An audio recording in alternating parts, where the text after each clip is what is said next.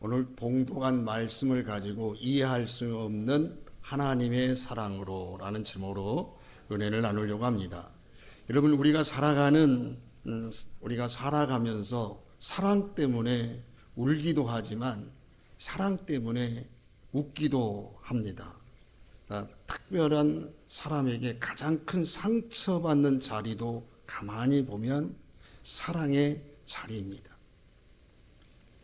내가 사랑을 기대했는데 그만큼 그 사람에게 외면당할 때, 내 마음을 주었는데 그 사람에게 무시를 당할 때, 내가 용납하고 싶은 자리에서 거절을 당할 때 그 아픔은 참 큽니다. 그래서 우리는 점점 배우게 되는 거예요. 여러분, 사람의 사랑은 흔들릴 수 있다는 것. 여러분, 사람과의 관계는 깨질 수 있다는 것. 사람의 마음은 변할 수 있다는 거예요. 그런데 여러분, 오늘 성경에 우리에게 전해준 또 다른 사랑을 보여줍니다. 여러분, 우리가 하나님을 잘 섬겼을 때 오늘 우리를 하나님이 사랑한 게 아니라 오늘 본문에 보니까 우리가 연약할 때, 죄인 되었을 때, 심지어 원수 되었을 때 하나님께서 우리를 위하여 예수를 죽게 함으로 자기의 사랑을 확증했다라는 말씀이 오늘 본문의 내용입니다. 이 사랑은 세상에서 본 적이 없는 사랑, 이 사랑은 인간의 계산으로 설명이 되지 않는 사랑. 그래서 제가 제목을 이렇게 붙였어요. 우리 인간의 머리통으로 이해할 수 없는 사랑이 하나님의 사랑이다. 여러분, 오늘 이 시간 혹시 마음에 이런 질문을 해본 적이 있습니까? 하나님이 정말 나를 사랑하실까? 내가 이렇게 부족한데도 하나님이 나를 받아주실까? 내가 자꾸 이렇게 넘어지고 또 넘어지는데도 나를 포기하지 아니하실까? 지금 내 삶이 이렇게 힘든데 정말 하나님 사랑 안에 내가 있는 거 맞는가? 꼭 이런 분이 있다면 오늘 말씀을 통해서 주님께서 분명히 대답해 주실 겁니다. 오늘 말씀이 우리의 머리만이 아니라 가슴에 새겨지고 상처 입은 심령에는 위로가 되고 두려워하는 영혼에는 확신이 되고 지친 성도에게는 다시 일어설 힘이 되어지는 그런 은혜가 있어질 줄로 믿습니다. 여러분, 하나님의 사랑을 오늘 보니까 확증하셨다. 확증된 사랑이다. 그런데 여러분, 우리는 어떤 상태입니까? 6절에 이렇게 말하고 있어요. 우리가 아직 연약할 때의 기약대로 그리스도께서 경건하지 않는 자를 위하여 죽으셨다. 여러분, 연약할 때라는 말이 있어요. 원어의 뜻을 보니까 단순히 몸이 약하다 그런 뜻만이 아닙니다. 힘이 없다, 무능하다, 스스로 설 수 없다. 특히 영적으로는요, 스스로 구원할 능력이 전혀 없다라는 뜻입니다.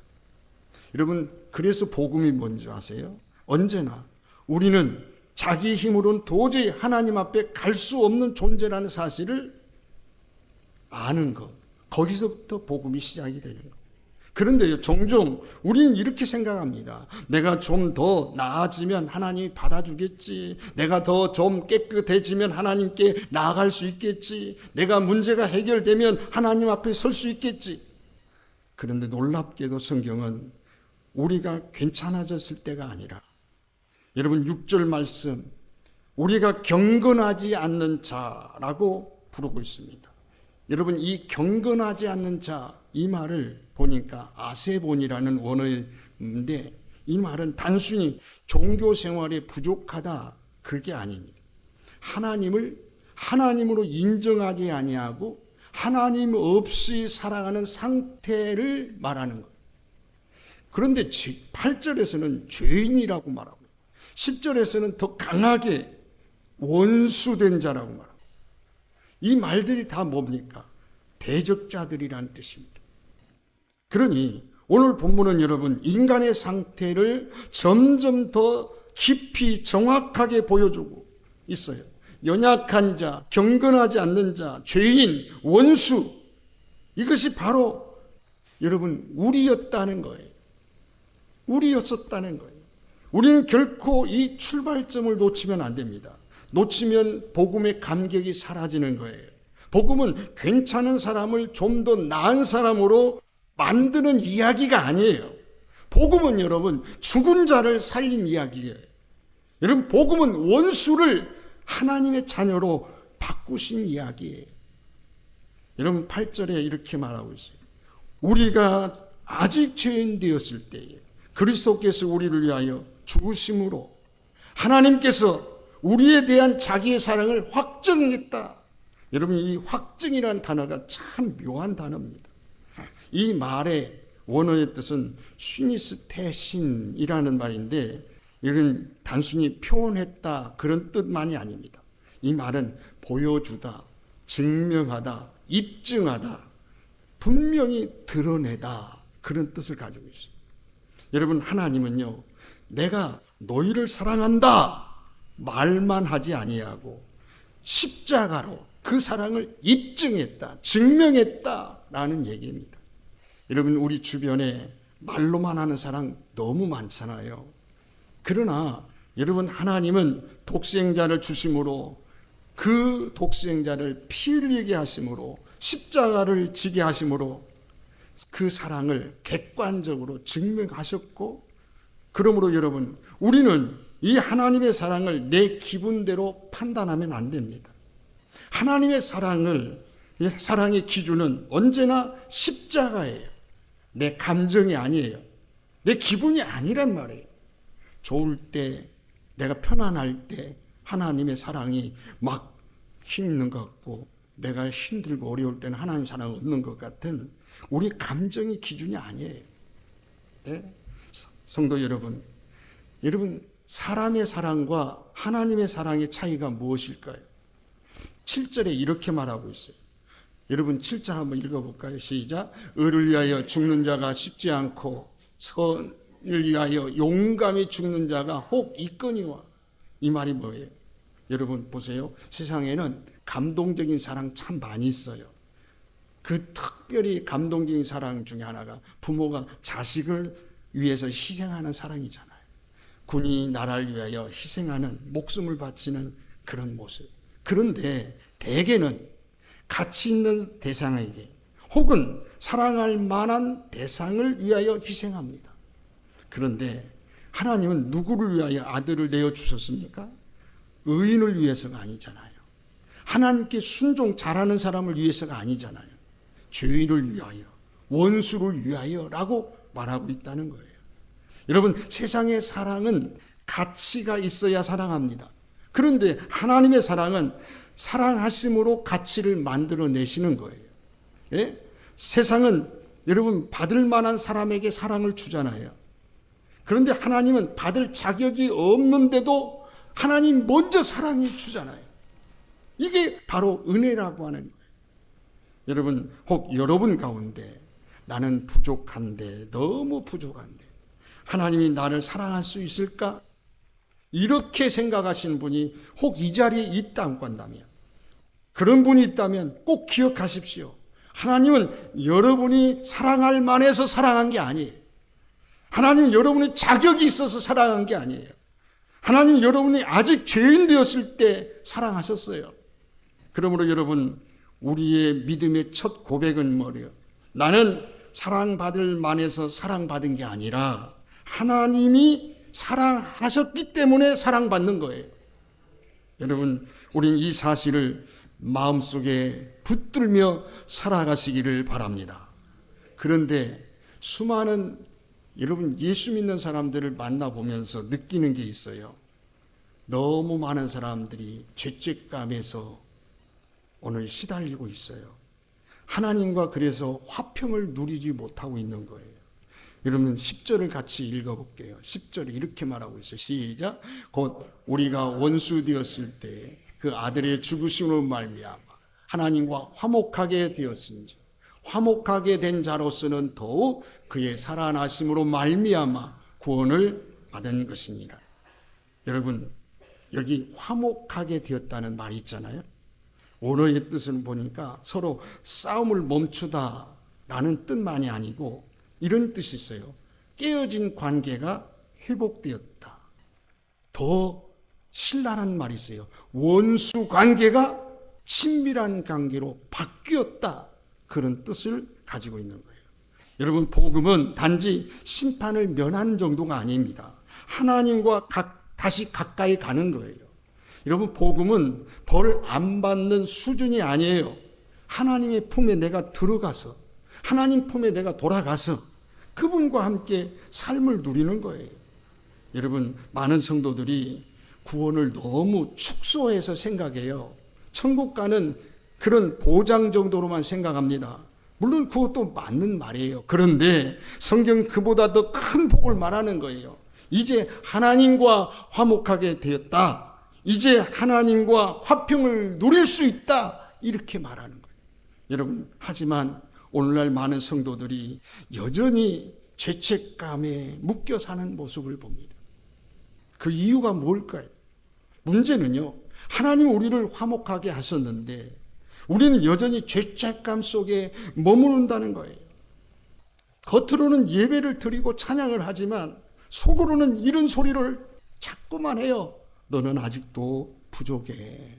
너는 아직도 실패했어. 너는 아직도 멀었어. 너도 하나님 앞에 가까이 할 자격이 없어. 너는 다른 사람들처럼 깨끗지 않아. 이런 정죄의 목소리, 이 정죄의 목소리를 자꾸만 들려오는데 이 정죄의 목소리를 우리에게 자꾸만 주시키는 사람이 누군지 아세요? 사탄의 소리입니다. 이건 사탄의 소리인 거예요. 여러분, 물론 죄를 가볍게 여기면 안 되죠. 회개는 분명히 필요합니다. 그러나 그 회개 후에는 하나님을 피해서 숨는 것은 복음이 아니에요. 여러분, 성령님께서 가끔 우리의 죄를 책망합니다. 그러나 그 책망은 우리를 무너지게 하려고 하는 게 아니라 하나님께 더 가까이 데려가기 위해서 그런 거죠. 그러나 사탄의 정죄는 우리를 하나님에게서 자꾸만 멀어지게 만드는 거예요. 성령님은 돌아오너라, 회개하고 오너라. 그런데 사탄은 숨어라, 숨어라. 여러분, 최초의 인간 아담이 죄를 짓고 난 다음 처음 행한 일이 뭔지 아세요? 숨는 거였어요. 숨는 거. 왜? 죄 지은 사람은 숨게 만드는 거예요. 그런데요, 여러분, 은혜는 뭡니까? 사람을 하나님 앞에 나오게 만드는 거예요. 예, 하나님은 이미 우리를 화목하게 하셨는데 우린 자꾸 스스로 여러분 죄의 방에 들어가서 문을 걸어 잠그는 거예요. 그러나 하나님은 말씀합니다. 야, 내 아들의 피로 너의 죄값을 내가 다 치렀어. 이제 멀리 서 있지 말고 내게 가까이 오면 돼. 라고 말씀하십니다. 여러분, 로마서 5장 1절의 말씀이 이렇게 말하고 있어요. 그러므로 다 같이 읽어볼까요? 시작. 그러므로 우리가 믿음으로 의롭다 하심을 받았습니다. 우리 주 예수 그리스도 말미암아 하나님과 화평을 누리자. 여러분, 여기 화평을 누리자는 굉장히 중요한 단어입니다. 여러분, 잘 보세요. 하나님과 화목된 거 지식적으로는 알아요. 그런데 실제 생활과 삶 속에 하나님의 평안을 실제로 내 삶 속에 누리지 못한다는 얘기예요. 이게 문제라는 거예요. 왜 이런 현상이 일어나는 얘기예요. 어떤 성도는 객관적으로 화목하게 되었다. 이걸 알고 있는데 주관적으로 늘 불안한 거예요. 구원 받았음에도 불구하고 늘 버려질까 봐 두려워하는 거예요. 용서받았는데도 늘 숨어 사는 거예요. 그래서 바울은 이제 화평을 누리자라고 말씀하는 거예요. 여러분, 우리가 예수를 믿는다는 것은 맨날 무수하며 겨우 버티고 겨우 어떻게든 주일 성수하려고 하고 어떻게든 예수 잘 믿으려고 하고 그렇게 버티는 종교 생활이 아니에요. 하나님 아버지와 화평 가운데 살아가는 거예요. 여러분 11절 말씀을 다시 한번 읽어보려고 합니다. 다 같이 읽어보고 시작. 그뿐 아니라 이제 우리로 화목하게 하신 우리 주 예수 그리스도로 말미암아 하나님 안에서 또한 즐거워하느니라. 저는요 마지막 즐거워하느니라 이 말이 너무 매력이 있어요. 원어의 뜻은 이런 거예요. 단순히 기분 좋다는 뜻이 아니에요. 자랑하다, 기뻐 뛰다, 영광스럽게 여기다, 그런 뜻을 가지고 있다. 그러니까 바울은요 이제 성도는 하나님 앞에서 벌벌 떠는 존재가 아니라 하나님 앞에서 막 기뻐 뛰는 존재가 되어야 된다. 여러분 전에는 하나님을 피하던 자가 이제는 하나님 안에서 막 즐거워하는 자가 되는 거예요. 전에는 하나님이 두려운 그런 심판자로만 보였는데 이제는 하나님이 아버지가 되어져서 그 아버지와 함께 누리는 거예요. 이것이 복음이 주는 영적 자유인 거예요. 혹시 아직도 과거 실패 때문에 하나님을 가까이 하지 못하는 분이 있습니까? 기도할 때마다 고개를 들지 못하고, 그렇다면 오늘 이 말씀을 한번 들어보세요. 예수님의 피는 여러분의 죄보다 작지 않습니다. 예수님의 은혜는 여러분의 과거보다 얕지 않습니다. 얇지가 않아요. 여러분 그리스도의 십자가는 여러분의 실패보다 더 약하지 않습니다. 그러므로 이제 죄책감의 감옥에서 나오시고 회개는 하되 자신을 정죄하며 살지 마세요. 하나님 아버지 앞에 나와서 담대하게 기도하십시오. 용서받은 자처럼 기쁨으로 예배하십시오. 화목하게 된 자로서 하나님과 화평을 누리시기를 주님의 이름으로 축원합니다. 그런데요 문제가 있어요. 여러분 우리와 하나님과 화평을 이루신 하나님은 왜 우리에게 막 눌룰나라 막 평안만 주시고 행복만 주시고 막 복만 쏟아지게 부어주면 좋은데 왜 하나님이 그렇게 구원을 해놓고 때로는 환난을 통해서 우리를 빚어가시느냐 하는 거예요. 여기에 많은 사람들이 함정을 가지고 있어요. 사랑받는 자들에게 왜 환난이 올 수 있느냐는 거예요. 여기 어떤 사람들은 이런 질문을 합니다. 목사님, 하나님이 그렇게 사랑하시면 왜 내 삶이 이렇게 힘이 듭니까? 정말 사랑하신다면 왜 이런 눈물을 흘려야 될 일이 생깁니까? 왜 환난이 끊이지 않습니까? 그런데 여러분, 놀라운 사실은 성경에서는요, 사랑받는 성도에게 환난이 없다는 적은 한 번도 없어요. 성도에게 환난이 없다는 성경이 있습니까? 로마서 5장에 여러분 환난을 아주 정면으로 우리에게 다루고 있어요. 여러분 3절에 이렇게 말합니다. 다만 이뿐 아니라 우리가 환난 중에도 즐거워하나니, 환난이 없다는 게 아니라 환난 중에도 즐거워하나니, 성경은 이렇게 말하고 있는 거예요.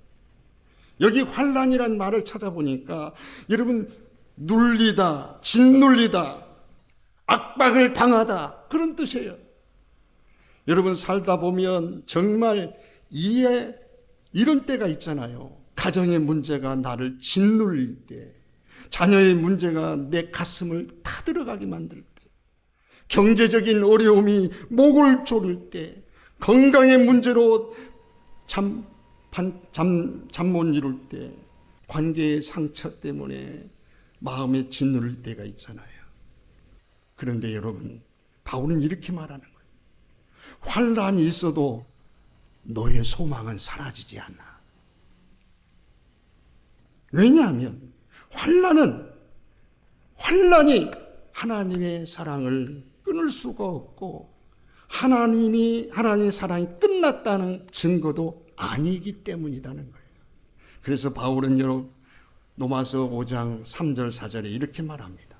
환난은 인내를, 인내는 연단은 소망을 이룰 줄 알미니라. 여러분 이 인내라는 단어는요 히포모네라는 단어인데 그냥 억지로 참는 정도가 아닙니다. 무게 아래서 버티는 힘, 포기하지 않고 견디는 지속적인 믿음, 그것을 인내라고 말하는 거예요. 여러분, 이 연단이란 말은요, 도키메라는 단어인데 불을 통과한 금속이 진짜인지 가짜인지를 드러내는 것처럼 시험을 통과해 검증된 상태를 말하는 거예요. 그러니까 여러분, 바울은 담대하게 우리에게 말하는 거예요. 환난은 우리를 무너뜨리기만 하는 것이 아니라 오히려 믿음으로 단련을 시키고 오히려 우리의 성품을 빚어가고 거짓된 우리 자아를 깨트리고 더 순수와 소망으로 하나님 앞에 나아가는 그런 거룩한 삶으로 만들어 간다는 거예요. 여러분, 물론 환난 자체가 즐거운 건 아니죠. 그러나 고난은 아프고 눈물이 나지요. 그래서 이해가 안 되죠. 그러나 하나님 그 아픔조차 헛되게 버리지 않으신다는 얘기예요. 여러분, 대장간 아세요? 대장간에 쇠를 가지고 여러분 호미를 만들고 괭이를 만들고 그 만드는 장면을 한번 보세요. 쇠가 불에 들어갑니다. 뜨거운 열에 견뎌야 돼요. 꺼내놓고 그냥 마는 게 아니라 그걸 가지고 망치로 수없이 두들겨 팹니다. 예? 그래서 모양을 만들어 가잖아요. 예? 여러분, 아무것도 모르는 사람이 보면 왜 저렇게 괴롭히지? 왜 저렇게 괴롭히지? 라고 생각을 하겠죠. 그러나 여러분, 장인은 망치로 두들기죠. 여러분, 쓸모있는 그런 도구로 만들기 위해서 두들기 패는 거예요. 예? 불을 통과하지 않는 쇠는요, 약할 수밖에 없어요. 두들기지 않으면 모양을 갖출 수가 없는 거예요. 여러분, 우리 인생의 고난도 때로 그런 거예요. 하나님은 우리를 버려서가 아니라 고난 속에 두시는 게 아니라 그 속에서 견뎌서 온전한 믿음의 사람으로 세우시기 위한 줄 믿습니다. 그래서 다루시는 거예요. 그래서 여러분, 우리는 고난 속에서 사람보다 하나님을 먼저 찾아야 되는 거예요. 고난이 오면, 근데 우리 인간은 본능적으로 누구를 찾아가요? 사람을 찾아가요. 내 사정을 알아주는 사람, 내 말을 들어주는 사람, 나를 위해서 막 좋은 말만 해주는 사람. 여러분, 그런데요, 이런 공동체 힘도 귀한 거고 필요할 때가 있어요. 그러나 그보다 먼저 필요한 것이 뭐냐? 하나님 앞에 홀로 머무는 시간이 필요한 거예요. 우리는 사람 앞에서 말을 많이 하는데 하나님 앞에서는 조용한 적이 너무 많은 거가 문제인 거예요. 여러분, 문제는 사람에게 다 풀어놓고 하나님 앞에는 제대로 묻지도 않는 거예요. 전능하신 하나님을 믿는다고 하는 사람이 사람 앞에서는 이 말 저 말 다 꺼내서 이야기하는데 하나님 앞에는 입을 딱 다물고 있으면 그게 무슨 신앙입니까? 여러분, 성도라면 고난 속에서 사람을 붙들기 전에 하나님을 먼저 붙들고 하나님 앞에 무릎 꿇는 거예요. 아멘도 안 하시는데. 상황을 분석하기 전에 하나님의 뜻을 먼저 구하는 거예요. 빨리 끝내달라고 그러지 말고 그 속에서 하나님, 내가 배울 것이 뭐고 알아야 될 것이 뭐고 내가 이 속에서 성장해야 될 것이 무언가를 묻는 거예요. 이것이 믿음 있는 사람의 태도지요. 어느 권사님이 큰 수를 앞에 두고 병실에 누웠어요. 가족들도 걱정하고 본인도 두려운 거예요. 밤이 되니 눈물이 나더라는 거예요. 하나님, 왜 하필이면 접니까? 그 기도가 자꾸 나오더래요. 그런데 어느 순간 자기도 모르는 사이에 기도가 바뀌기 시작했어요. 하나님, 왜 접니까?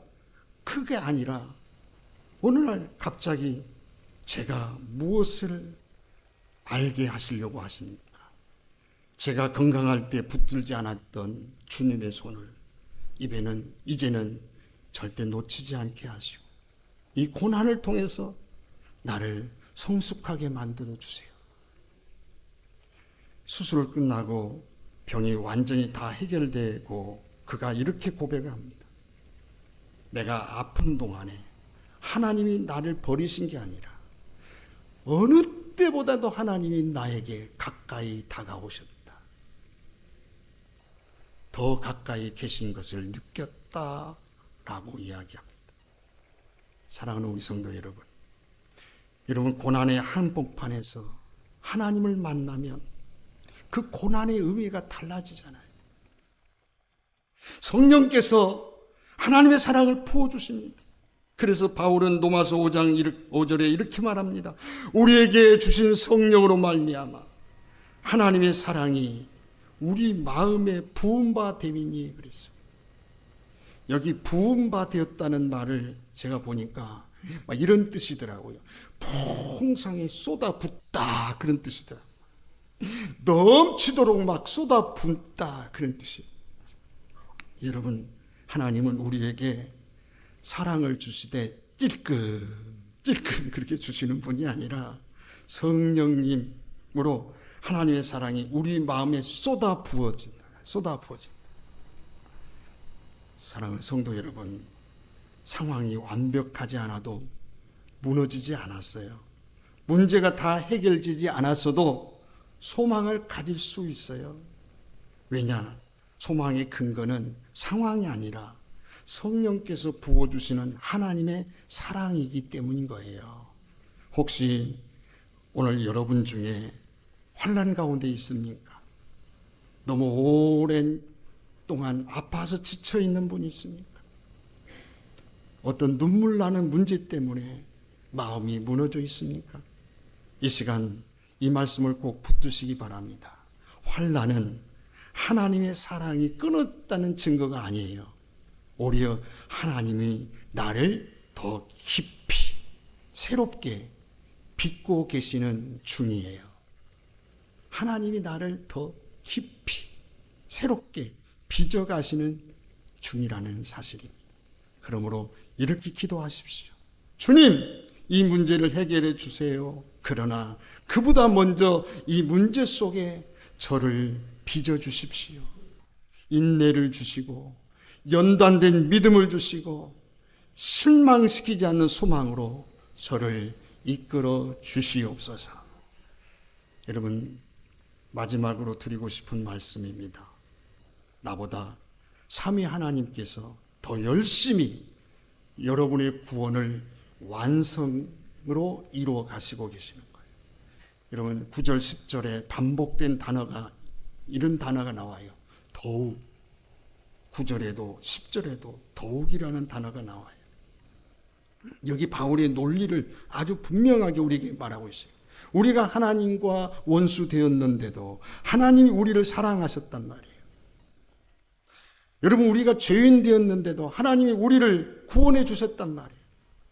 다시 말하면, 쉽게 말하면 가장 어려운 일을 이미 하나님이 다 해결해 놓았는데 그까짓 것, 앞으로 구원을 이루는 일까지, 여러분, 그 어려운 일을 다 하신 하나님이 그것까지 못하실 수 있겠느냐는 거예요.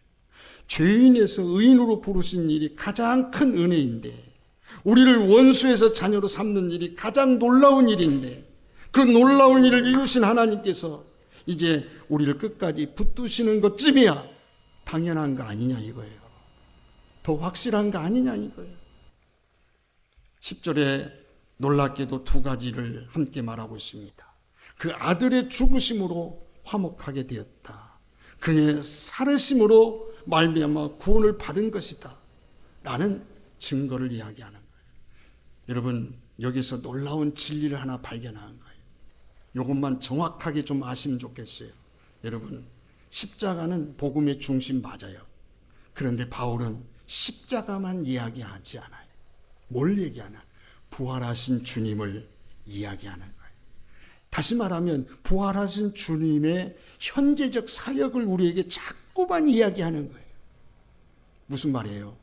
예수님은 과거에만 우리를 위해서 일하신 분이 아니고 지금도 이 자리에서도 이 시간에도 살아서 우리와 함께 하시고 우리를 붙드시고 우리와 함께 일하신다. 믿어지십니까? 그렇습니다. 지금도 우리를 위하여 하나님은 끊임없이 예수님은 중보기도 하신단 말이에요. 지금도 우리의 구원의 길을 끝까지 성령을 통해서 우리를 인도하신다는 얘기예요. 그러므로 우리의 구원은 과거 사건의 하나로 끝난 게 아니에요. 지금도 살아계셔서 여러분 그리스도의 생명 안에서 우리를 보존하시고 우리를 완성해 가시는 것이 성경에 보면 여러분 우리의 구원은 처음부터 끝까지 삼위 하나님의 역사예요. 성부 하나님께서는 사랑으로 우리를 구원을 계획하셨고 성자 예수님은 십자가와 부활로 구원을 이루어 가시고 성령 하나님은 그 구원을 우리 마음에 적용시키고 끝까지 붙드신단 말이에요. 그러므로 구원은 내 결심만 가지고 시작된 게 아니에요. 하나님의 은혜로 시작되었어요. 구원은 내 능력으로 유지되는 게 아니고 하나님의 신실하심으로 유지되는 거예요.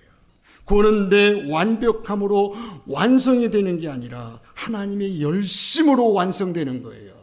이 사실이 얼마나 큰 위로가 됩니까? 우리는 흔들릴 수가 있어요.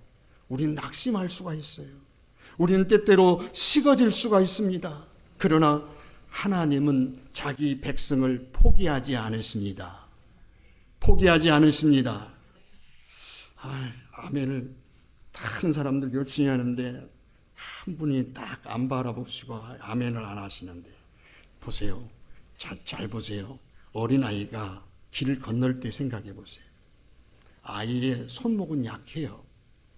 잠깐 한눈 팔 수도 있어요. 순간적으로 손을 놓칠 수 있어요. 그러나 중요한 것은요. 아이가 아버지 손을 잡으면 위험할 수가 있는 거예요. 그런데 보세요. 아버지가 아이의 손을 잡고 있으면 그 위험과 약함은 별거 아니에요. 더 단단해질 수가 있는 거예요. 우리 신앙도 마찬가지예요. 우리가 하나님을 붙드는 것이 중요한 게 아니에요. 여러분, 하나님이 근본적인 건 뭐예요? 하나님이 지금도 우리를 붙들고 있는 거예요. 할렐루야. 내가 약할 때, 내가 흔들릴 때, 내가 울 때도 하나님은 그럼 놓치지 않으시는 거예요. 그러므로 여러분, 사탄은 우리를 자꾸만 흔들어요. 자꾸만. 여러분, 사탄이 아무리 우리를 흔들 수는 있어요. 그러나 하나님의 사랑에서 끊을 수는 없습니다. 예? 고난이 우리를 막 짓누를 수는 있어도 여러분 하나님의 사랑 밖으로 우리를 밀어낼 수는 없는 거예요. 실패는 우리를 아프게 할 수는 있어요. 하나님의 은혜는 무효로 만들 수는 없어요. 왜 그렇습니까? 우리의 구원이 우리 기분에 달린 게 아니잖아요. 우리 공로에 달린 게 아니잖아요. 우리 완전함에 달린 게 아니잖아요. 우리의 구원은 하나님의 사랑, 그리스도의 피, 성령님의 역사 위에 서 있는 줄로 믿습니다. 그러므로 우리는 말할 수 있습니다. 나는 하나님의 이해할 수 없는 사랑 안에 있다. 그 사랑에서 나는 결코 끊어질 수 없다. 이 확신, 이 결단이 우리 모두에게 있기를 주님의 이름으로 축원합니다. 그러므로 이 로마서 5장은요. 하나님이 사랑하셨다 해서 끝나지 않습니다. 뭐예요? 이걸 아셔야 돼요. 하나님 사랑은 오늘도 계속되고 있다. 하나님의 사랑은 오늘도 계속되고 있다. 여러분, 과거의 신앙이 아닙니다. 현재의 신앙이에요. 우리는 믿는데 오늘 믿지 못하는 사람 많아요. 나를 구원하신 하나님을 믿는데 지금도 나를 붙드시고 구원해 가시는 하나님을 믿지 못하는 분들이 많아요. 오늘 참으로 이런 모든 것에서 다시 한번 하나님의 사랑을 깊이 깨닫고 다시 한번 이 믿음 안에 굳건하게 세워지는 저와 여러분들이 다 되어지기를 주님의 이름으로 축복합니다. 축복합니다.